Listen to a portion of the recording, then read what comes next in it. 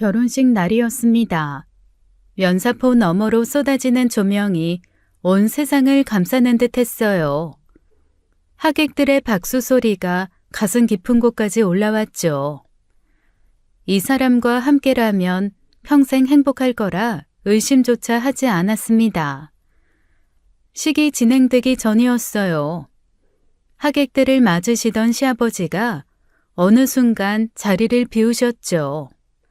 한쪽 구석에서 처음 보는 중년 남성과 고개를 맞대고 뭔가 이야기를 나누고 계셨습니다. 남편 쪽 먼 친척이겠거니 싶어 넘겼어요. 축하받는 자리에서 그런 거 신경 쓸 틈이 없었죠.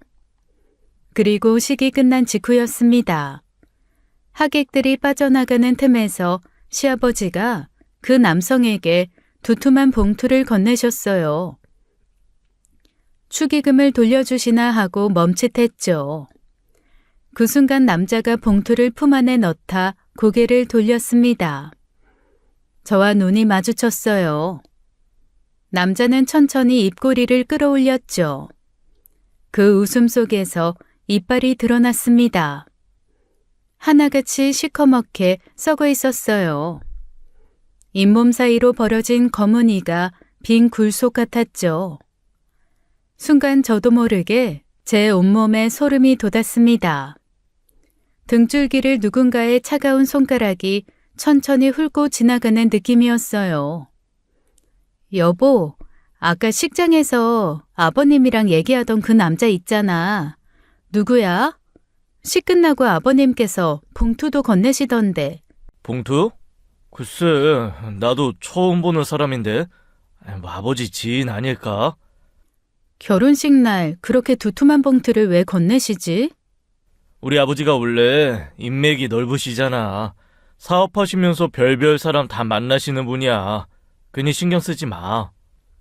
그 사람 이빨이 전부 시커멓게 썩어 있었거든? 눈빛도 이상하고. 솔직히 소름 돋았어.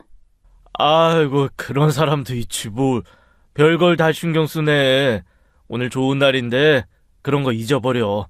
자, 신혼여행 준비나 하자. 남편은 장난스럽게 웃으며 화제를 돌렸습니다. 저도 접으려 했어요. 시아버지 지인이겠거니 그렇게 덮으려 했죠. 하지만 그날 밤이 문제였습니다. 신혼 첫밤, 옆에 남편이 곤히 잠들어 있는데 그 남자의 얼굴이 어둠 속에서 떠올랐어요. 봉투를 품에 넣으며 돌아보던 그 끈적한 눈빛이 천장에 찍혀 있는 것 같았죠. 사람의 직감이란 건 참 묘합니다. 머리로는 아무것도 아니라고 넘기면서도 몸이 먼저 기억하는 것들이 있어요. 행복한 제 그림 위에 누군가 검은 잉크 한 방울을 떨어뜨린 느낌이었죠. 그 얼룩이 좀처럼 사라지질 않았습니다. 신혼여행을 마치고 돌아온 첫 주였어요. 초인종 누르는 소리에 눈을 떴어요. 누구인가 싶어 나가보니 시아버지가 대형 마트 봉지 4개를 들고 서 계셨죠. 냉장고 한번 보자. 아버님, 갑자기 무슨... 시아버지는 대답도 없이 신발을 벗고 곧장 주방으로 가셨습니다.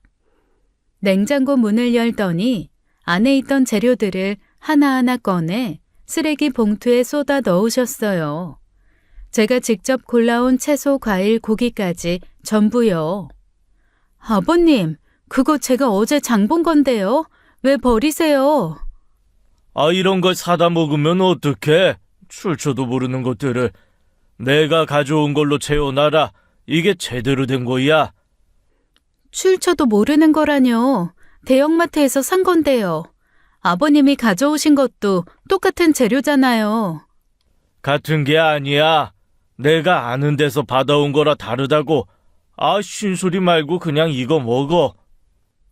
그 일이 한 번으로 끝났으면 그러려니 했을 겁니다. 하지만 매주였어요. 시아버지는 예고도 없이 오셔서 냉장고를 비우고 자기 것으로 채우셨죠. 제 집 냉장고가 제 것이 아닌 기분이 들었습니다. 신혼집인데 마치 시아버지의 관리구역 같았어요. 누군가의 집에 얹혀 사는 느낌이라고 해야 할까요? 그리고 그것만이 아니었습니다. 어느 날 시아버지가 검은 보자기에 쌓인 단지를 가져오셨어요. 뚜껑을 여는 순간 코를 찌르는 비릿한 냄새가 올라왔죠. 피비린내와 썩은 풀냄새가 뒤섞인 것 같았습니다. 오늘부터 이거 하루 3번 먹어라. 몸에 좋은 거야. 아버님, 이게 뭔데요? 어디서 지으신 건지는 알아야 먹든 말든 하죠. 몸에 좋다니까 먹으라고 뭘 이것저것 따져.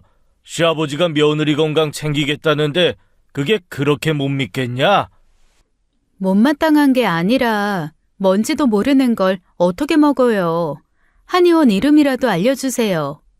알려주면 뭐 할 건데? 됐고 그냥 먹기만 해. 단 한 번도 정체를 밝히지 않으셨어요. 약이 아닌 것 같다는 직감이 들었죠. 약이라면 이렇게까지 숨길 이유가 없으니까요. 저녁에 남편에게 털어놓았습니다. 여보, 아버님이 정체를 알 수 없는 한약을 먹으래. 뭔지 물어봐도 대답도 안 하시고 냄새도 이상하고 나 이거 못 먹어. 아버지가 원래 건강에 예민하신 분이잖아. 몸에 좋은 거니까 그냥 먹으라는 거 아니까? 아버지가 해줄 게 없으니 그런 거라도 챙겨주시는 거지. 아니, 지금 그게 문제가 아니잖아. 뭔지도 모르는 걸 어떻게 먹냐고. 당신이라면 먹겠어? 그럼 아버지가 며느리한테 해로운 걸 주시겠어? 좀 맞춰드리자, 어른인데. 아버지가 워낙 무뚝뚝하셔서 그런 거야. 그 말이 입안에서 돌처럼 굴러다녔습니다. 맞춰드리자 라는 그 한마디가요. 신혼이라는 단어가 이렇게 차갑게 식을 수 있다는 걸 그때는 미처 몰랐죠. 그 와중에 생각지 못한 소식이 찾아왔습니다. 생리가 늦어 혹시나 싶어 검사를 했는데 2줄이 떴어요. 날짜를 거슬러 세어보니 신혼여행 때였죠. 허니문 베이비였습니다. 남편과는 아직 냉전 중이었어요. 시아버지 문제로 쌓인 벽이 좀처럼 녹지 않았죠. 하지만 이 소식만큼은 함께 나눠야 한다고 생각했습니다. 이게 화해의 다리가 되어줄 거라 믿었어요. 여보, 나 할 말 있어. 앉아봐. 뭔데? 나 임신이야. 신혼여행 때 된 것 같아. 진짜? 진짜야? 진짜로? 남편의 표정이 순식간에 풀어졌습니다. 굳어있던 눈가가 활처럼 휘었어요. 저를 번쩍 안아올리며 소리를 질렀죠. 와, 대박. 나 아빠 돼? 허니문 베이비라고? 야, 우리 진짜 잘 맞긴 하나 보다. 내려놔. 어지러워. 아직 초기니까 조심해야 해. 맞다. 미안. 근데 진짜 기쁘다. 수빈아, 고마워. 그 순간만큼은 진심으로 행복했어요. 이 사람과 다시 괜찮아질 수 있겠다 싶었죠. 하지만 그 행복은 채 하루를 버티지 못했습니다. 다음 날 아침 시아버지에게서 전화가 왔어요. 임신했다며? 네, 아버님. 어제 알았어요. 산부인과는 어디 다니고 있어? 집 근처에 있는 데로 가려고요. 거기 말고 내가 알아봐둔 데가 있다. 거기로 바꿔라. 주소 문자로 보내줄 테니까. 아버님, 산부인과는 제가 알아볼게요. 집에서 가까운 데가 편하기도 하고. 내가 알아본 데가 있다니까. 왜 이렇게 말을 안 들어? 일방적으로 전화가 끊겼습니다. 상의가 아니라 통보였어요. 제 몸인데, 제 아이인데 어디서 검진을 받을지조차 제가 정할 수 없었죠. 그리고 그날 저녁 시아버지는 한약단지를 2개나 들고 오셨습니다. 임신 초기가 제일 중요해. 이거 하루에 4번으로 늘려서 먹어라. 아이한테 좋은 거야. 아버님, 임신 중에 정체도 모르는 약을 어떻게 먹어요? 아이한테 무슨 영향이 갈지 모르잖아요. 아내가 내 손주한테 해로운 걸 주겠어? 먹으라면 먹어. 이게 다 손주 위한 거다. 시아버지가 돌아간 뒤 저는 단지 2개를 전부 싱크대에 쏟아 부었습니다. 도저히 먹을 수가 없었어요. 역한 건 둘째치고 정체를 모르는 약이었으니까요. 시커먼 액체가 배수구로 빨려 들어가는 걸 보며 속이 시원했어요. 빈단지는 쓰레기 봉투에 넣어 묶어버렸죠. 다음 날 오전이었습니다. 현관 벨소리가 울렸어요. 나가보니 시아버지가 쓰레기 봉투를 들고 서 계셨습니다. 봉투 안에는 제가 버린 빈 단지가 들어있었죠. 이게 얼마짜린데 버려? 쓰레기 봉투에서 이게 나왔다. 내가 정성 들여 구해온 걸 쓰레기통에 쳐넣어?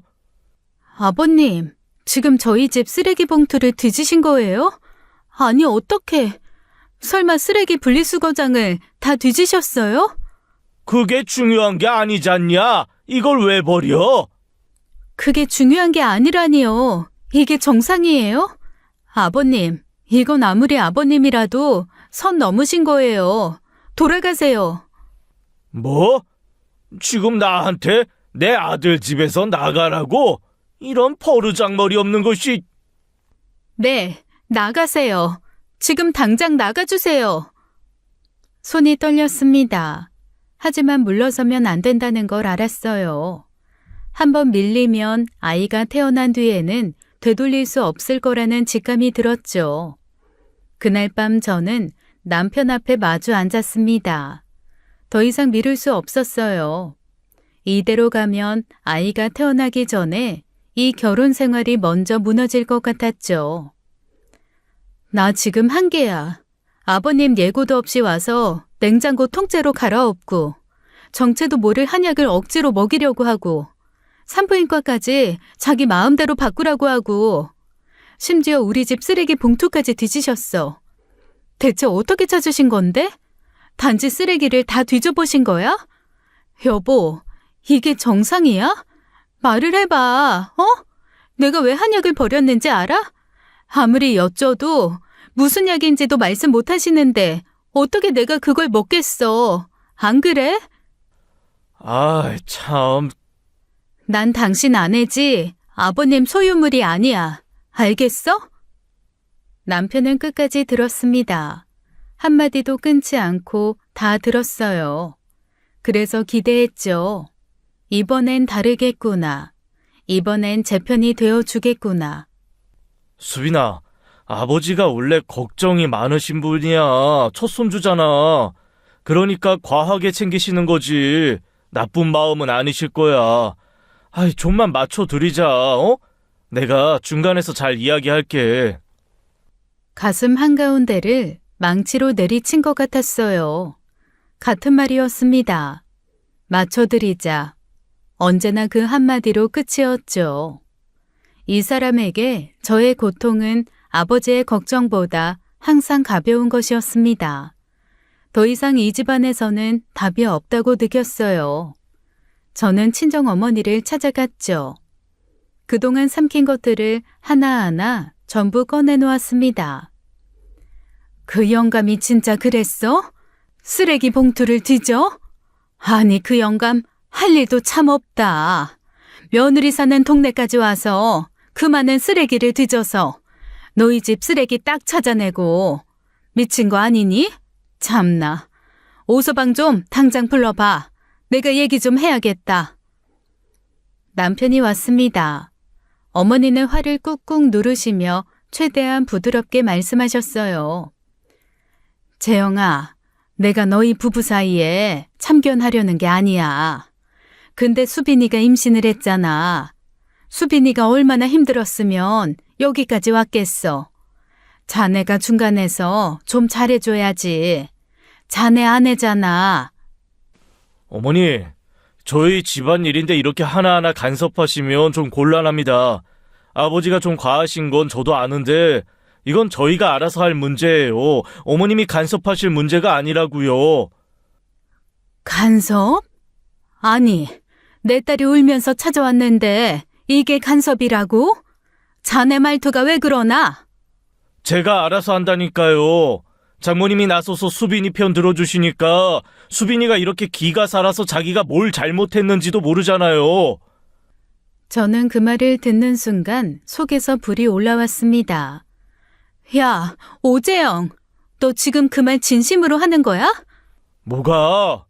아버님이 남의 집 냉장고 갈아엎고 정체도 모르는 이상한 약 국물을 정체 모를 항아리에 담아와서 억지로 먹이려고 하고 남의 집 쓰레기 봉투 뒤지는 건 다 참으라고 말해놓고 우리 엄마가 고작 좋게 말 한마디 한 건 뭐? 간섭이다? 그게 네 기준이냐? 아버님 그 난리법석은 걱정이고 장모님의 이 한마디는 간섭이야? 도대체 그 잣대를 어디서 가져온 거야?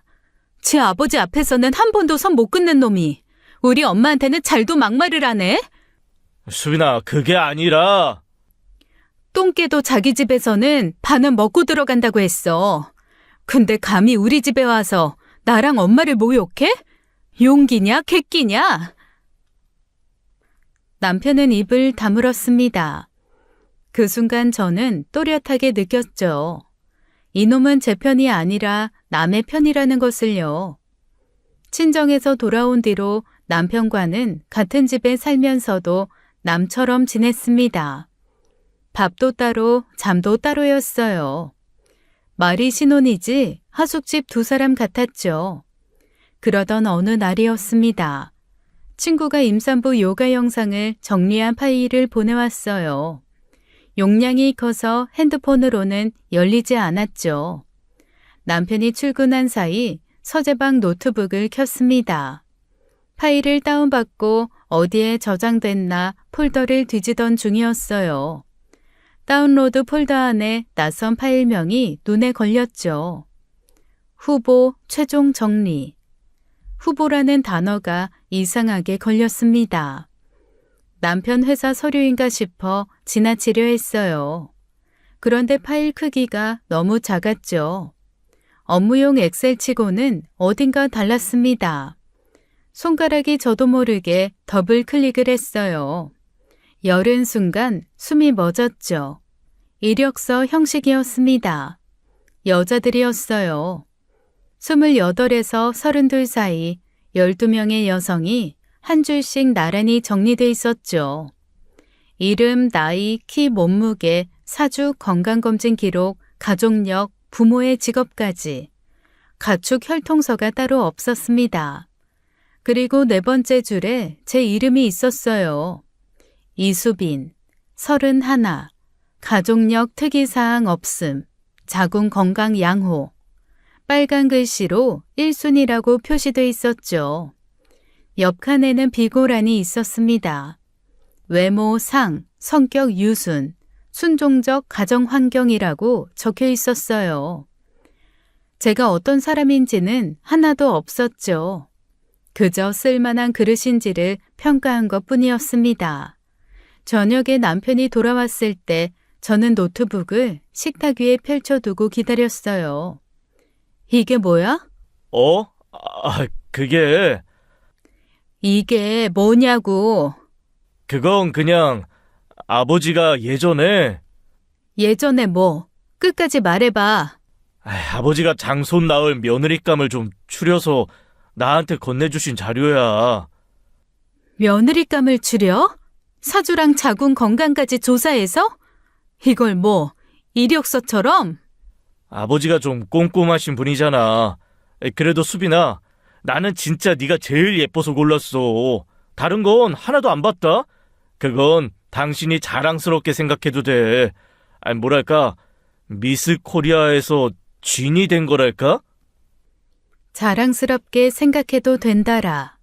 12명 중에 제일 예뻐서 골랐으니까. 품평회에서 1등 했으니 영광으로 알라는 소리였어요. 진짜 미친놈인 줄 알았습니다. 왜 사람이 극도로 흥분하면 자기도 모르게 주먹이 나가는지 그때 좀 이해가 되더라고요. 오재영, 너 지금 내가 뭘 느끼고 있는지 진짜 모르는 거야? 왜 그래? 결과적으로 우리 만나서 좋은 거잖아. 과정이 좀 그래도. 과정이 좀 그래도? 과정이 좀 그래도? 미친 새끼 아니야? 이건 결혼이 아니야. 종자 교배 프로젝트지.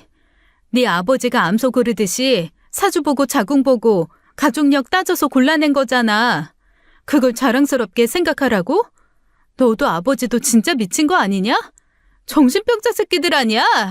에이, 수빈아, 진정하고. 이혼이야. 뭐? 이혼한다고. 나 이 미친 집안에서 하루도 더 못 살아. 야, 너 지금 임신 중이잖아. 감정적으로 그러지 말고. 감정적? 이 파일을 보고도 이성적으로 반응할 사람이 세상에 어딨어?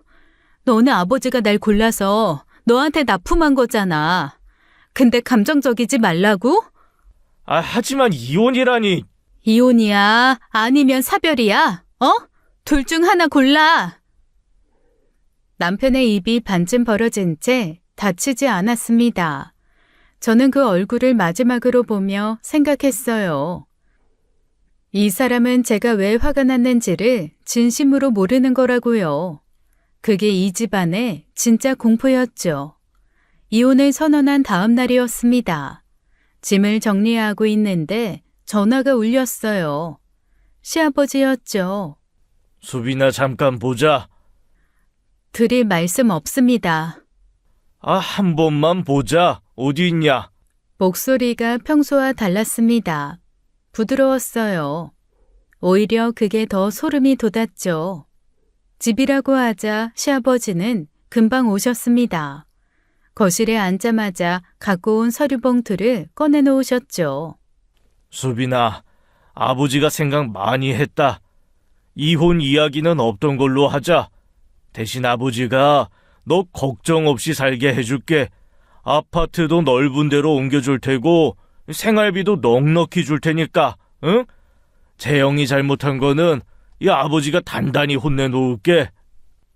저를 달래는 투였어요. 하지만 그 눈은 웃고 있지 않았습니다. 흥정하는 사람의 눈이었죠. 아파트가 문제가 아니에요. 저는 이혼 의사 확고합니다. 그 순간 시아버지의 표정이 벗겨졌습니다. 부드러움이 거치고 그 밑에 있던 날것이 드러났어요. 좋게 말할 때 들어. 내 손주 뱃속에 놓고 이혼? 그건 절대로 안 돼. 너 이혼하면 내가 가만 안 놔둬. 가만 안 놔두시면 어쩌실 건데요? 너 이혼하고 혼자 되면 그때는 진짜 끝이야. 내가 너 잡아다가 콱 창녀촌에 팔아버려도 아무도 너 못 찾아. 알아? 어이가 없었습니다. 아주 대놓고 협박을 하기 시작했어요. 저는 일부러 무서워하는 표정을 지으며 시아버지를 바라보았습니다. 아버지 인맥이 어디까지인 줄 알아? 네가 어디를 도망가도 다 찾아내. 순순히 들어. 이혼 취소하고 여기서 살아. 안 그러면 너 진짜 후회해. 충분했습니다. 저는 표정을 싹 바꾸며 주머니에서 손을 꺼냈어요. 손바닥 위에 녹음기가 올려져 있었죠. 빨간불이 선명하게 빛나고 있었습니다. 아버님, 잘 들었어요. 처음부터 녹음하고 있었어요. 납치, 창녀촌, 다 찾아내겠다. 전부 녹음됐습니다. 이혼 소송에 잘 활용할게요. 감사합니다. 시아버지의 얼굴에서 핏기가 사라졌습니다. 이런 쌍년이.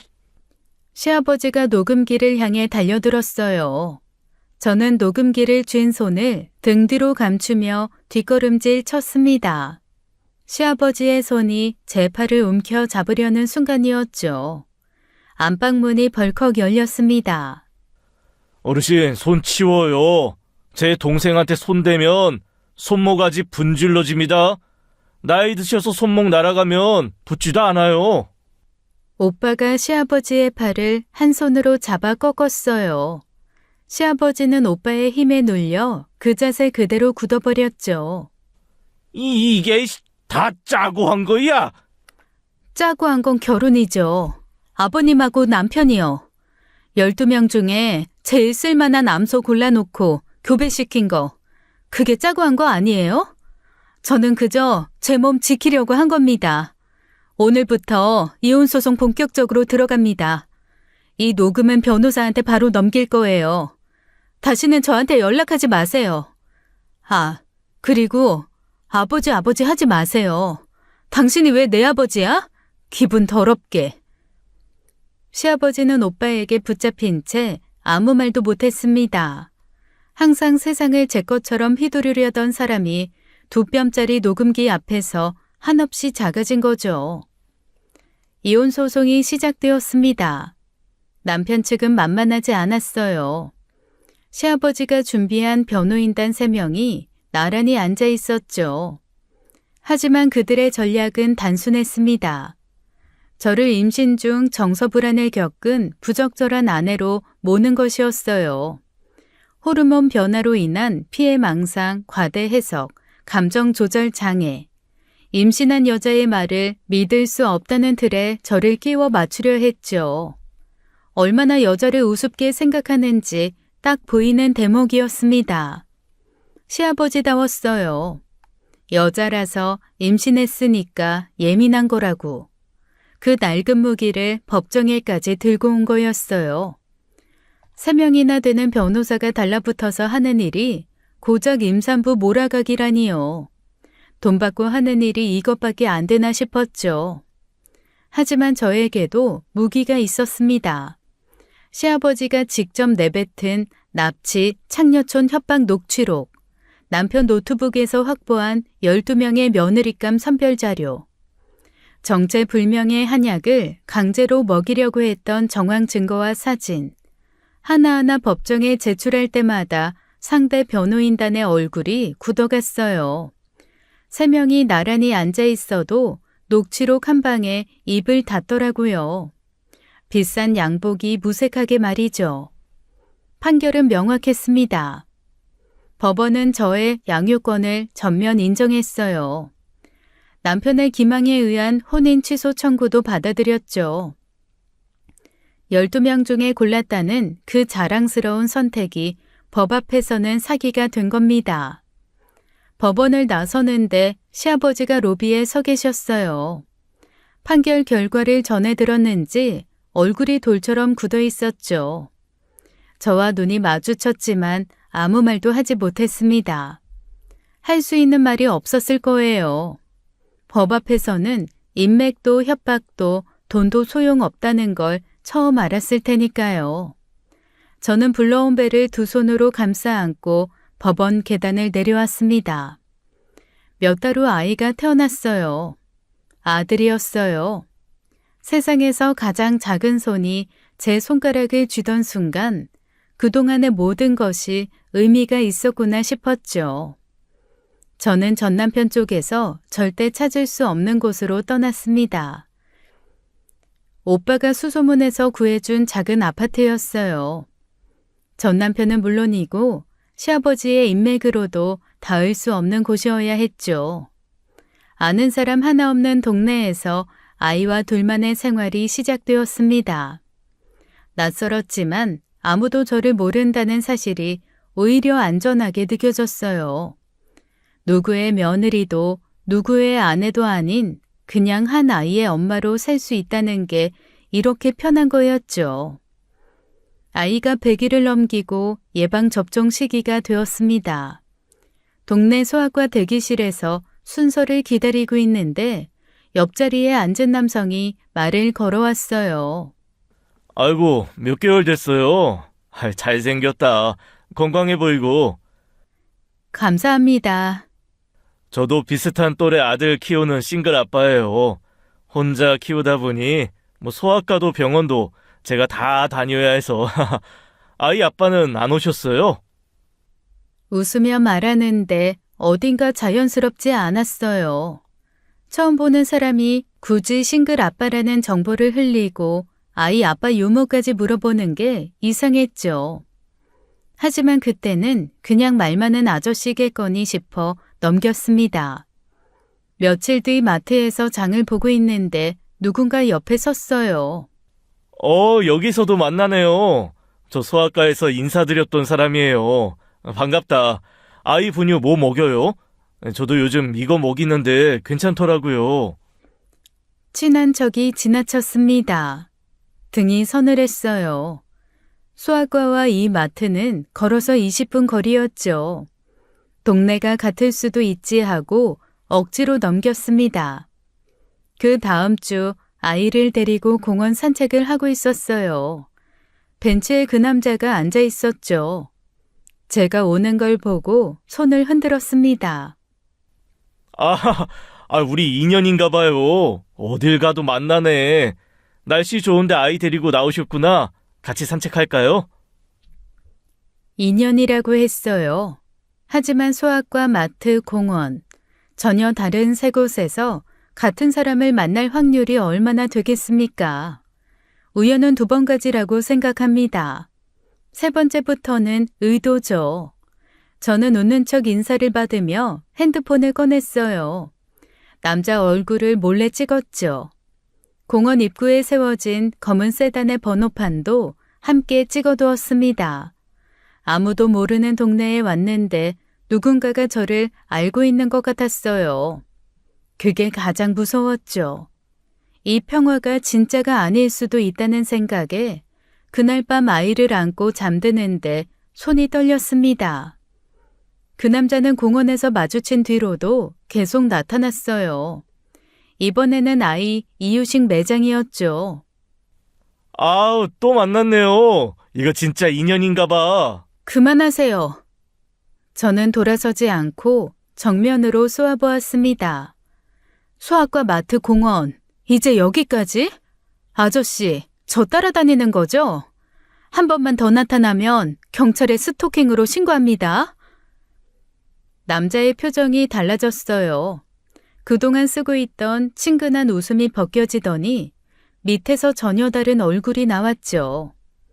차분하고 계산적인 눈이었습니다. 경찰까지 가진 맙시다. 저도 괜히 이러는 거 아니에요. 커피 한 잔만 하시죠. 솔직하게 이야기하겠습니다. 거절하려다 멈췄어요. 이 사람이 누구인지 알아야 했죠.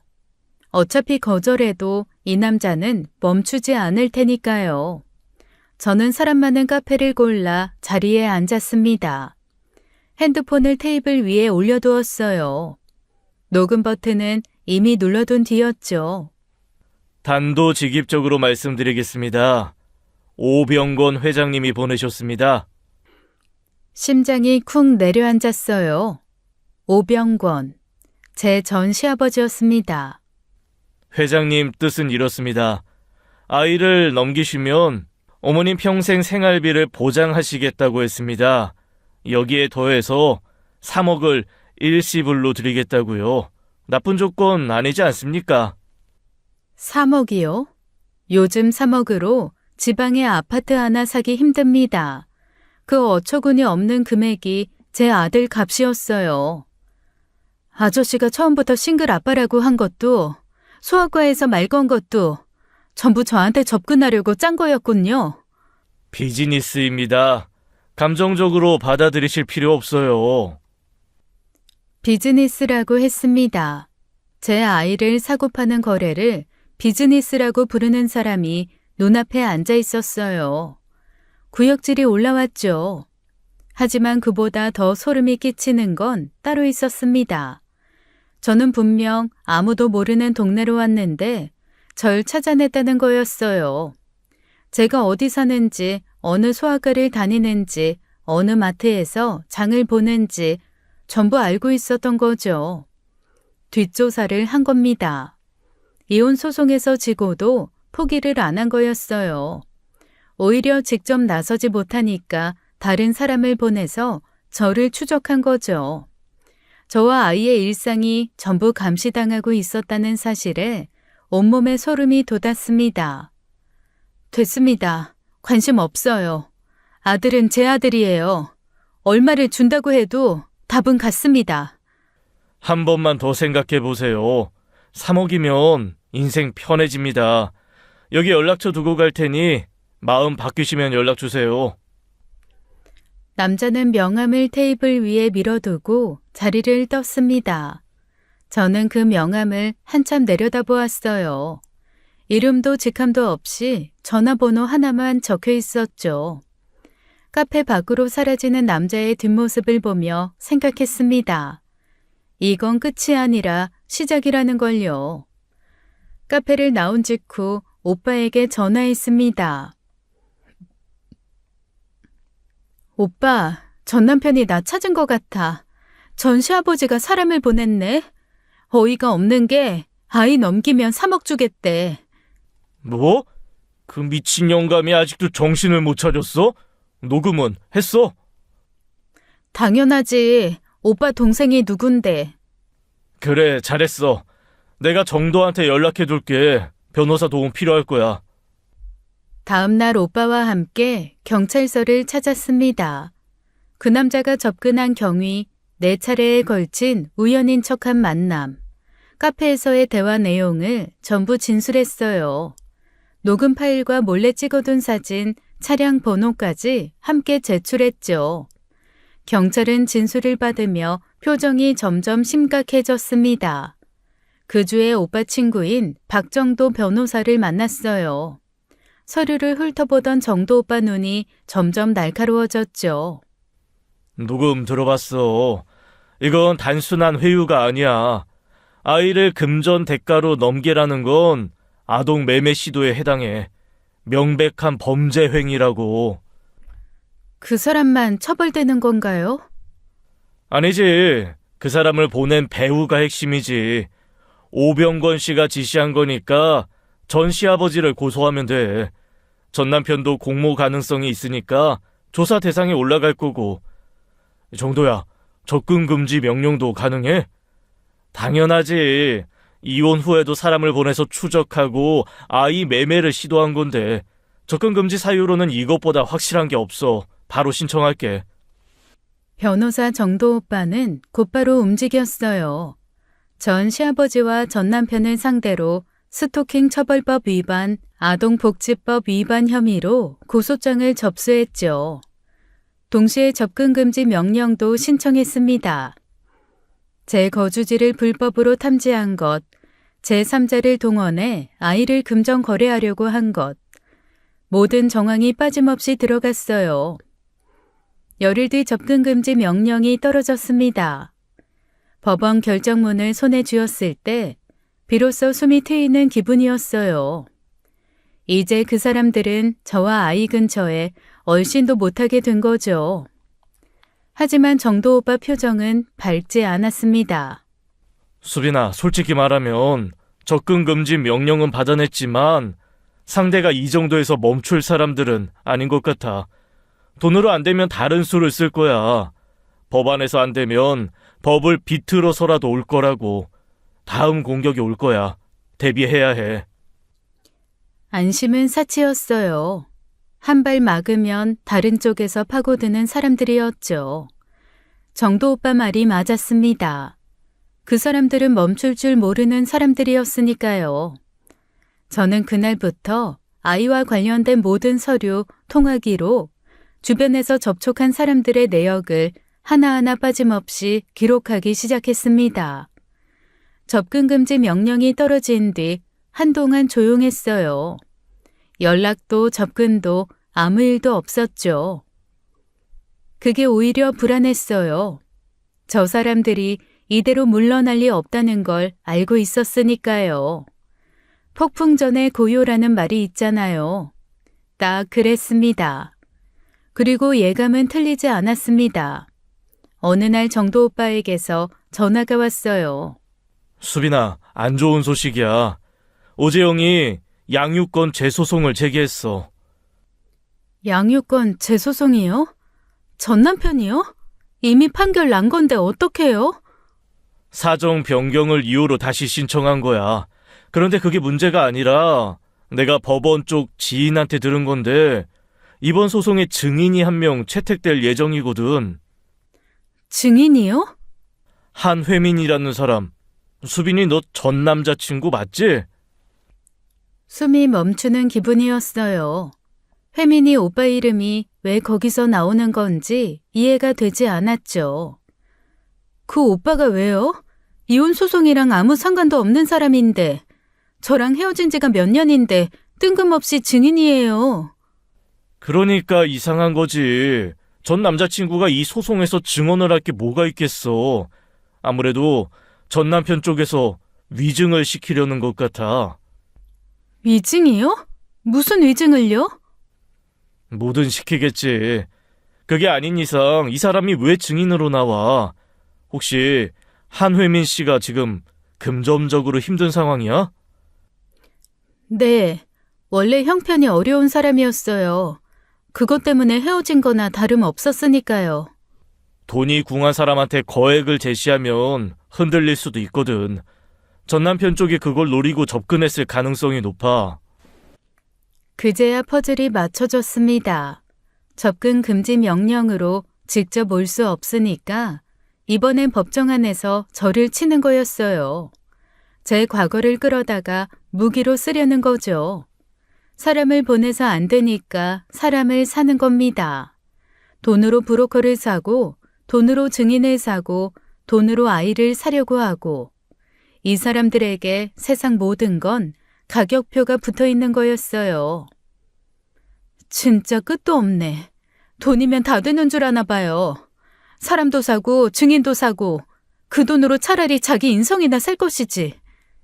화나는 거 알아. 근데 수빈아, 감정적으로 대응하면 져. 우리가 먼저 움직여야 해. 어떻게요? 한혜민 씨를 직접 만나봐. 그 사람이 아직 증언 전이니까 수빈이 네가 직접 이야기하면 생각이 달라질 수도 있어. 전화를 끊고 한참을 앉아 있었습니다. 혜민이 오빠 얼굴이 떠올랐어요. 가난이 자기 잘못인 것처럼 늘 움츠러들던 사람이었죠. 제 앞에서 작아지는 게 싫어서 결국 스스로 떠나다시피 한 사람이었습니다. 그 사람이 돈 앞에서 무너졌을 생각을 하니 화가 나기보다 먼저 씁쓸했어요. 하지만 씁쓸해야 할 시간은 없었죠. 지금 중요한 건 감정이 아니라 아이였으니까요. 혜민 오빠에게 연락했습니다. 번호가 바뀌지 않았더라고요. 전화를 받은 혜민 오빠의 목소리는 떨리고 있었어요. 오빠, 나 수빈이야. 만나자. 할 말 있어. 갑자기 왜? 알잖아 왜인지. 만나자. 약속 장소인 카페에 혜민 오빠가 먼저 와 있었습니다. 자리에 앉아 있는 모습이 예전보다 훨씬 마른 것 같았어요. 고개를 제대로 들지 못하더라고요. 저와 눈을 마주치지 않으려는 게 보였죠. 단도직입적으로 물을게. 오빠, 양육권 소송의 증인으로 나온다며? 그게... 오빠가 뭘 증언할 게 있어서 증인으로 나와? 우리 헤어진 지가 몇 년인데 내 결혼 생활이랑 오빠가 무슨 상관이야? 혜민 오빠는 대답하지 못했습니다. 커피잔만 만지작거리고 있었어요. 내가 대신 말해줄까? 오빠 위증하려는 거지? 전 남편한테 돈 받았지? 혜민 오빠의 손이 멈췄어요. 고개를 더 숙였죠. 그 침묵이 대답이었습니다. 오빠, 내 눈 보고 대답해. 받았어, 안 받았어? 수빈아, 나도 이러고 싶어서 이러는 게 아니야. 그럼 뭔데? 왜 이러는 건데? 그때였습니다. 카페 문이 열리며 한 여자분이 들어오셨어요. 혜민 오빠의 어머니 조말순 여사님이었죠. 엄마, 왜 여기서? 혜민 오빠의 얼굴이 하얗게 굳었습니다. 제가 미리 연락을 드려놓았거든요. 어머니 사정을 듣고 가슴이 아팠지만 이 방법밖에 없었어요. 혜민아. 어머니는 아들 맞은편에 앉으셨습니다. 마른 손으로 아들의 손을 잡으셨어요. 엄마가 다 들었다. 혜민아, 엄마 병원비 때문에 그러는 거지? 엄마, 그게... 엄마가 아파서 네가 이런 짓까지 하게 생겼구나. 엄마 마음이 얼마나 아픈 줄 아니? 혜민아, 엄마 병원비 때문에 나쁜 짓 하면 안 돼. 그 돈 받으면 엄마 약이 되는 게 아니라 독이 되는 거야. 엄마 죽어. 차라리 아픈 채로 살지. 내 아들이 거짓말쟁이 되는 건 못 본다. 어머니의 눈에서 눈물이 흘러내렸습니다. 혜민 오빠도 고개를 떨구며 입술을 깨물었죠. 어깨가 미세하게 떨리고 있었어요. 오재영이라는 사람이 찾아왔어. 수빈이 네 전남편 1억을 줄 테니까 결혼 기간 동안 너랑 외도했다고 증언을 해달라고. 나도 알아. 이게 얼마나 미친 짓인지. 근데 엄마 병원비가 밀리고 있는데 눈앞이 캄캄하니까 머리가 안 돌아갔어. 미안하다. 오빠, 수빈아, 미안해. 진짜 미안해. 안 할게. 증언 안 할게. 엄마 앞에서 약속한다. 안 할게. 혜민 오빠는 어머니 손을 꽉 쥐고 고개를 숙였습니다. 어머니는 아들의 머리를 쓰다듬으며 소리 없이 우셨어요. 저는 자리에서 일어나며 마지막으로 한마디만 했죠. 오빠, 고마워. 카페를 나온 뒤 정도 오빠에게 전화했습니다. 혜민이 오빠 어머니의 병원비를 조용히 지원해달라고 부탁했어요. 제가 하는 거라고 말하지 말고요. 정도 오빠는 묻지 않았죠. 알겠다는 한마디뿐이었습니다.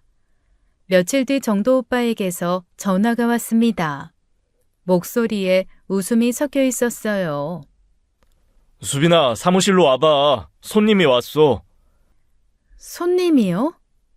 와 보면 알아. 빨리 와.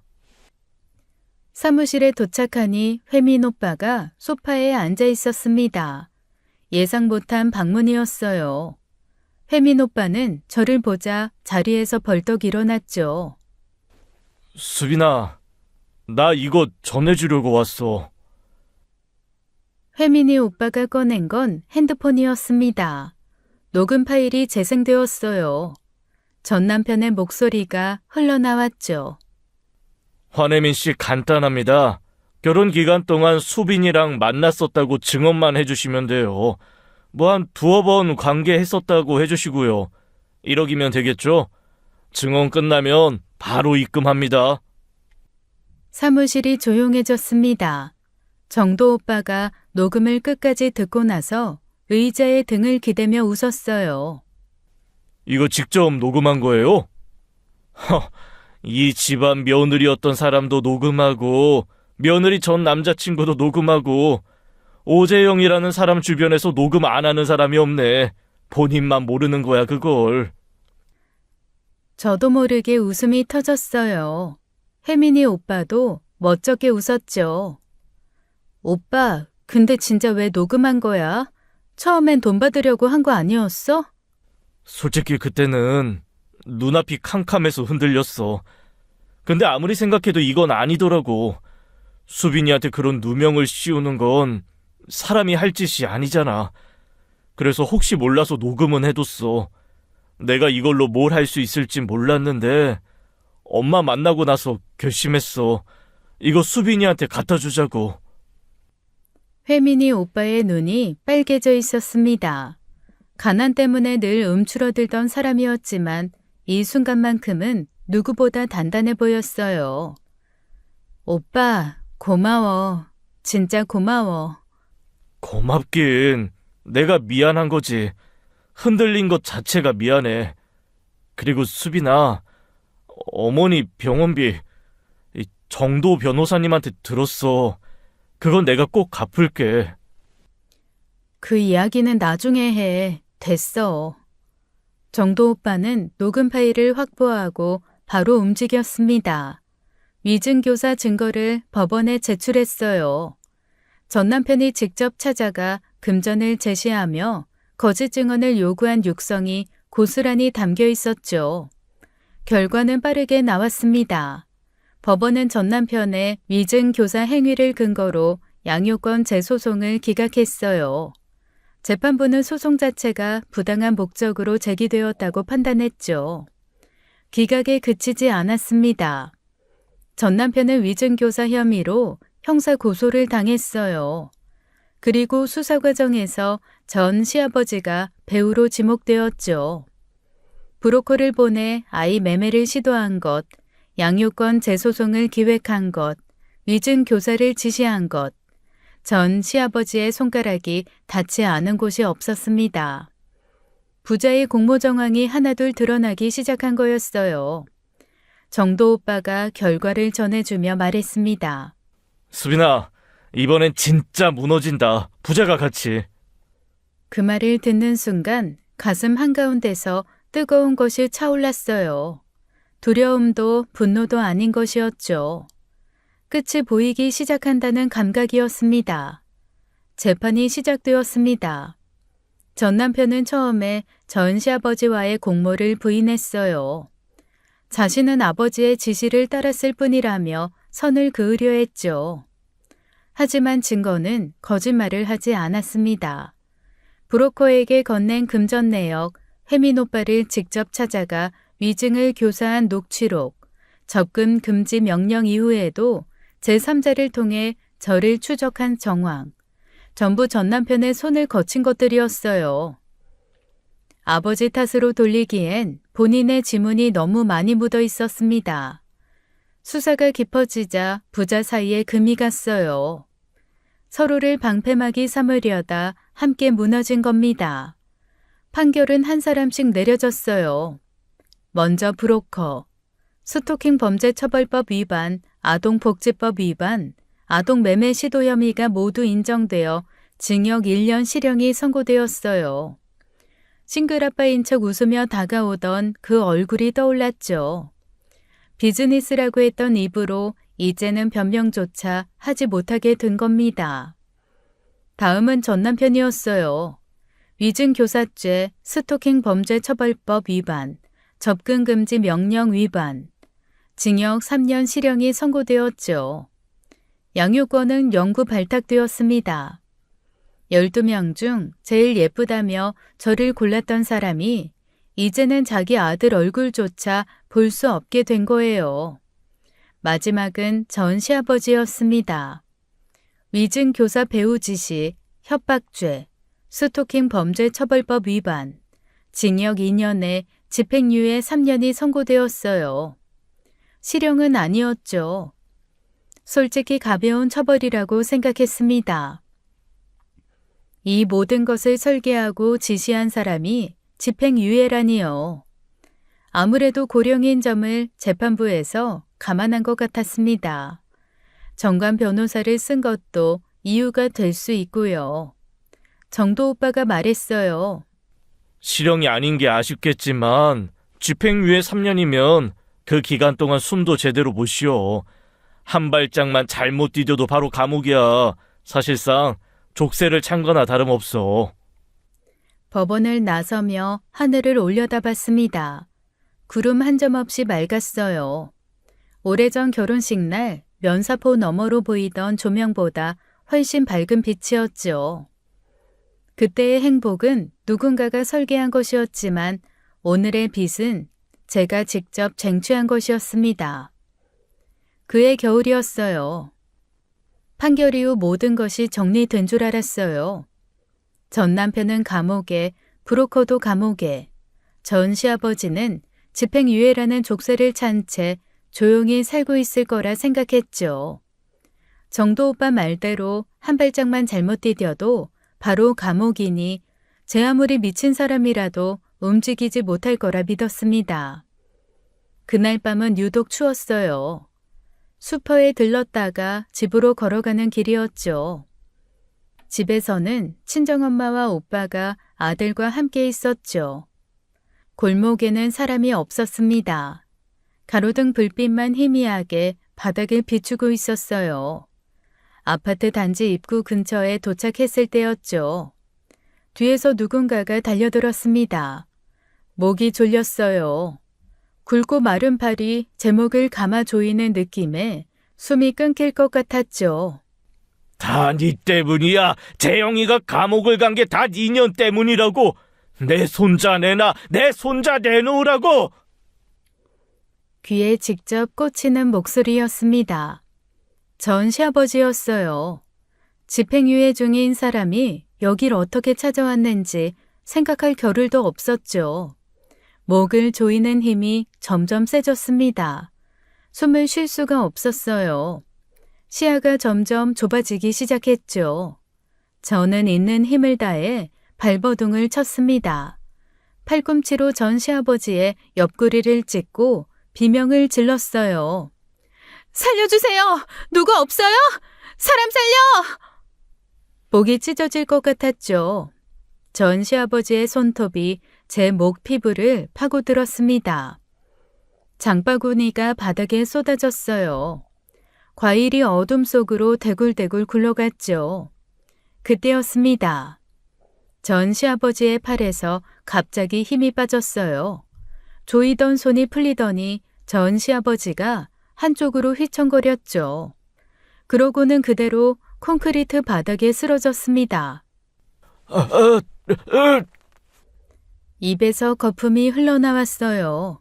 한쪽 팔은 뒤틀린 채 떨리고 눈동자가 한쪽으로 돌아가 있었죠. 제 비명소리를 듣고 달려온 행인이 쓰러진 전 시아버지를 보고 기겁하며 119에 신고했습니다. 저는 벽에 기대 주저앉아 있었어요. 목에서 열기가 올라오고 심장이 터질 듯 뛰었죠. 하지만 전 시아버지를 내려다보는 시선은 담담했습니다. 구급차가 왔고 전 시아버지는 병원으로 이송되었어요. 목숨은 건졌죠. 하지만 그뿐이었습니다. 뇌졸중으로 인한 언어장애와 반신마비 판정을 받았어요. 평생 혼자서는 거동도 말도 용변조차 해결할 수 없는 신세가 된 거죠. 세상을 제 것처럼 휘두르던 사람이었습니다. 인맥이 어디까지인 줄 아냐며 협박하던 입이 더 이상 소리를 내지 못하게 되었어요. 납치해서 창녀촌에 팔아버리겠다던 그 손은 숟가락 하나 쥐지 못하게 되었죠. 자기 똥도 못 가리는 신세가 될 줄은 본인도 몰랐을 겁니다. 천벌이라는 게 진짜 있구나 그 생각이 들었어요. 사람이 내리는 벌에는 한계가 있지만 하늘이 내리는 벌에는 빈틈이 없다는 걸 그날 알았죠. 그리고 집 앞 CCTV에서 확보된 폭행 시도 영상은 곧바로 증거로 채택되었습니다. 집행유예 기간 중 범행이었어요. 시아버지의 집행유예는 취소되었죠. 하지만 거동조차 할 수 없는 몸이라 바로 수감되지는 못했습니다. 형 집행정지 상태로 병원에 묶여있게 된 거예요. 감옥이 아니라 병상이 감옥이 된 셈이었죠. 평생 병원과 교도소 사이를 오갈 신세가 된 거예요. 우습죠? 모든 싸움이 끝났습니다. 저는 아이와 함께 조용한 동네에 작은 집에 자리를 잡았어요. 대단한 곳이 아니었죠. 방 2개에 작은 거실, 해가 잘 드는 베란다 하나. 하지만 누구의 눈치도 보지 않아도 되는 곳이었습니다. 현관 비밀번호를 아는 사람은 저와 오빠, 부모님 뿐이었어요. 그것만으로도 충분했죠. 아침에 눈을 뜨면 아이 얼굴이 보이고 밥을 해먹이고 낮잠을 재우고 해가 지면 함께 잠드는 그런 하루가 이렇게 귀한 것인 줄 몰랐습니다. 아무 일도 일어나지 않는 하루가 제 인생에서 가장 좋은 하루였어요. 아이가 처음으로 걸음마를 뗀 날이었죠. 오빠 가족이 놀러와 있었습니다. 아이가 비틀비틀 2발짝을 떼더니 제 무릎 위에 넘어졌어요. 야, 걸었다. 이 녀석 봐. 오빠가 소리를 지르고 새언니가 박수를 치고 조카들이 아이 주위를 빙글빙글 돌았죠. 저는 넘어진 아이를 안아 올리며 웃었습니다. 언제 이렇게 웃어봤나 싶을 만큼 아무것도 섞이지 않은 웃음이었어요. 걱정도 두려움도 눈치도 없는 결혼 이후 처음이었죠. 저녁이 되고 오빠 가족이 돌아가고 아이를 재웠습니다. 작은 숨소리가 방 안을 채웠어요. 저는 거실 창가에 앉아 밖을 내다보았죠. 가로등 불빛이 조용히 골목을 비추고 있었습니다. 예전 같았으면 저 불빛 아래 누가 서 있지는 않을까 살폈을 거예요. 하지만 그날은 그냥 불빛이 예쁘다고 생각했죠. 그게 평범한 거라는 걸 예전에는 몰랐습니다. 지난 시간들이 스쳐 지나갔어요. 결혼식 날의 조명, 시아버지의 그 눈빛, 냉장고를 비우던 손, 비릿한 한약 냄새, 법정의 차가운 공기, 겨울밤 목을 조이던 팔, 전부 지나간 것들이었죠. 그리고 저는 여기 있었습니다. 끝까지 버텨냈어요. 긴 숨을 한 번 내쉬었습니다. 가슴속에 웅크리고 있던 무언가가 함께 빠져나가는 기분이었어요. 내일 아침에는 아이와 동네 공원을 산책해야겠다고 생각했죠.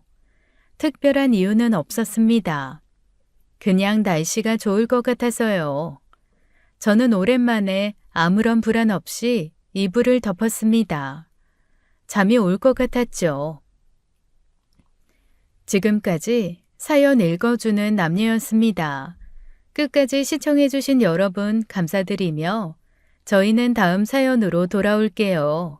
감사합니다.